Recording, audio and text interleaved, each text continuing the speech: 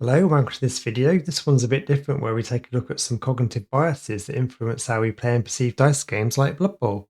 Cognitive bias is a thought process that's caused by the brain using past experience and preferences to shortcut information processing.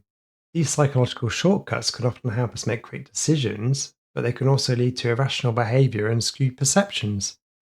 Recognizing some of these biases might help you focus on the best Blood Bowl play rather than getting mad at the dice.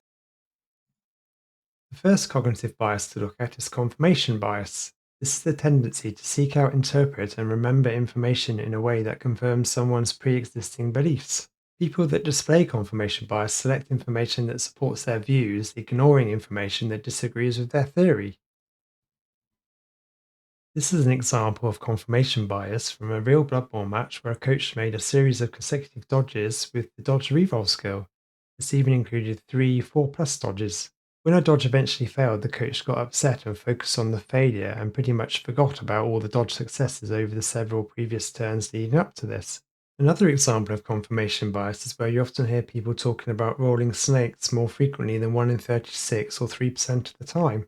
That's because they tend to remember the rerolls after a 1 more than all of the successes where you didn't need the reroll in the first place. Next up, we have gambler's fallacy, where after a streak of certain outcomes, the person believes an opposite outcome is more likely. In reality, each dice roll is an independent event with the same probability as the previous one. In this example of gambler's fallacy, after rolling 3 ones in a row, a player might believe that a 6 is due on the next roll. In this example, you've still obviously got a 1 in 6 or 17% chance of rolling a 1 after the first 3 ones.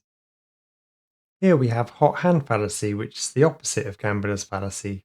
It's the belief that a person who is on a win streak is more likely to continue winning. A player might feel on a roll and take riskier actions, believing their luck will hold.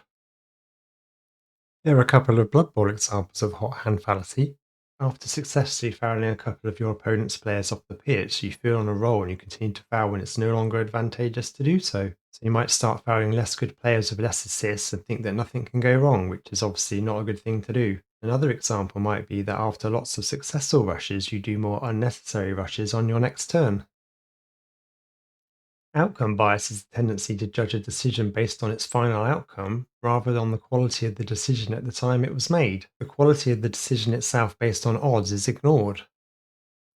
A Blood Bowl coach might think it's a great play because they scored after a 3+ pass and a 3+ catch, but it was actually better to do a 2+ rush and then a 3+ catch from a handoff, so it's always best to double check the odds.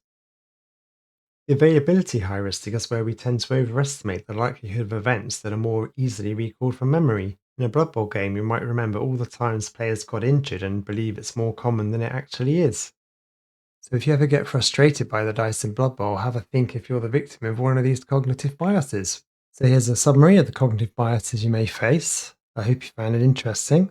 On the left is a video recommended by the YouTube algorithm, and on the right, if you made it this far, might be a video also of interest. Don't forget to like and subscribe, and I'll see you next time.